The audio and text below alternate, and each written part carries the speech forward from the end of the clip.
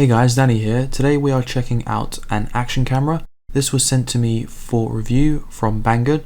This is the ThiEYE T5 Pro. Bit of a weird name, but I have used one of their action cameras in the past and it was pretty good. As always, if you want to pick one of these up, I'll put a link down in the description for you. This camera does boast some impressive specs for its price. One of them is it is capable of filming 4K at 60 frames a second.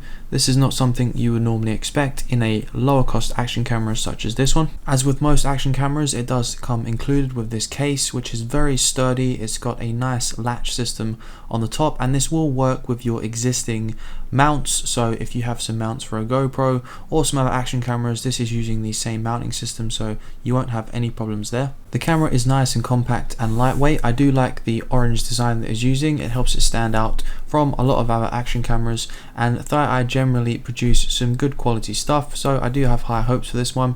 We do have a screw mount on the bottom which will come in useful, as I do use this later on in my review, and you gotta love the peeling action going on here for new products. I think we all love that. And of course we get some standard slots on the side, a micro USB slot, a micro SD card slot, and also an additional slot there as well.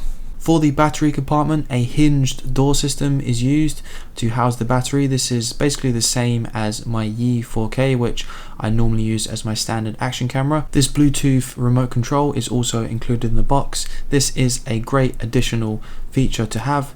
You can strap this to your wrist and via Bluetooth take pictures, stop and start recording, and even turn off the camera. You even get this little carrying case and a whole bunch of other accessories for the camera, sticky pads and so on. I won't go through all of those. You will find a list on the product page. And also let's take a look at the battery. So this is using a 1100 milliamp hour battery. I would have liked a slightly larger cell, but we'll test this out and see how well it performs. Let's talk about the touchscreen. This is obviously a major component of this camera, and I think they've pulled off a pretty good screen here. It does have a nice responsive touchscreen. It's not as snappy as some more expensive action cameras that I've used, but it's enough not to be annoying, and there is plenty of buttons on the side and front of the camera, so if you really don't want to use a touchscreen, you can get away mostly with not using it at all. Or however, you could use the app to control the camera via Wi-Fi, which I will be covering shortly. There is a whole host of options and features you can play around with inside this settings menu. I'm not going to be covering all of them because this video would be really long, but rest assured there's a lot you can play around with and adjust to get the exact shot you want and adjust settings to suit your needs. So another option you have besides controlling the camera with the buttons or the touchscreen is you can enable Wi-Fi mode and then connect using the app via Wi-Fi. Now this option does have its downsides, as you can't control all of the options from inside the app, which is a little bit frustrating, and you can't use the screen on the camera at the same time, as you do get this white screen with a message. If you try and come out of it, it will turn off Wi-Fi mode. And of course you have the Bluetooth remote which you can utilize. This enables you to take pictures at a distance or start and stop a recording, as well as turn off the camera. I did use this several times and it works perfectly fine. You're not going to get a ton of range off this, but roughly the same you would on a standard Bluetooth device, so you should get a good few meters at least. So out of interest here, I wanted to conduct a little test. I stuck the action camera on a mount in my garden, and I then connected to the app via Wi-Fi and backed off just to see how far I could get from it and how stable the feed would be. And I was actually quite shocked on how well it worked, because I got about double the distance I would normally get when testing out a action camera's Wi-Fi. Even on my more expensive action camera that I currently use, this one worked a lot better. It was jittery at times and did lose connection at one point when I got really far away, but it performed a lot better than I expected.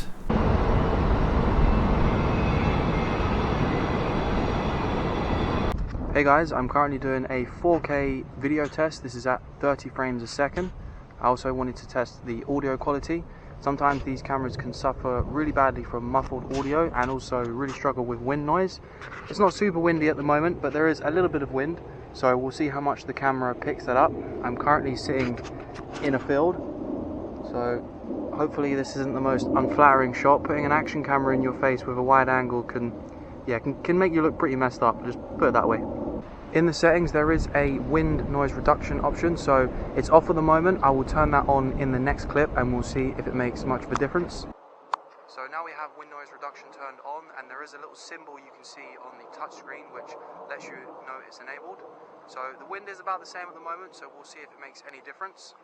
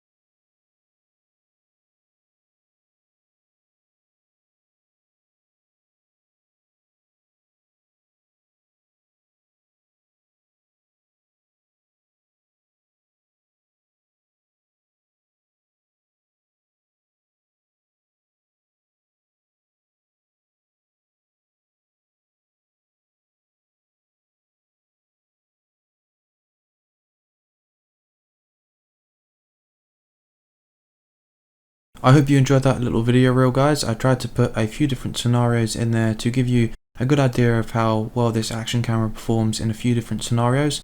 Now, I don't normally include photos when I review an action camera because often they really don't look too great, and well, most people don't use an action camera to take photos, but this one performed so good in the photos as well, I thought I should include them just to show you that you actually can take some pretty decent photos on this camera as well. And I also thought that overall the video quality was really good for the money you are paying for this thing. I'm overall really impressed. Now, it's not going to have the anti-shake that something like a GoPro has, especially the latest GoPro cameras.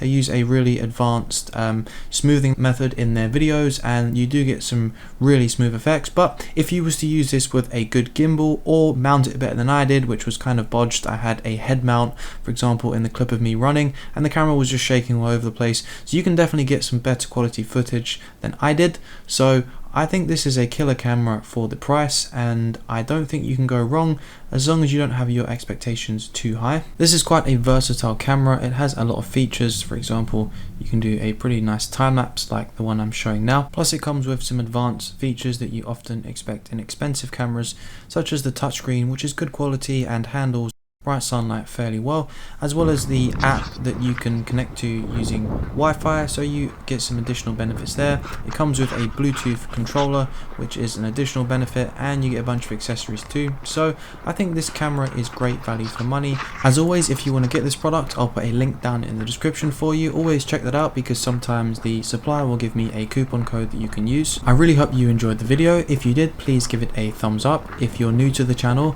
please consider subscribing for more videos like this one, and of course I will see you in the next one.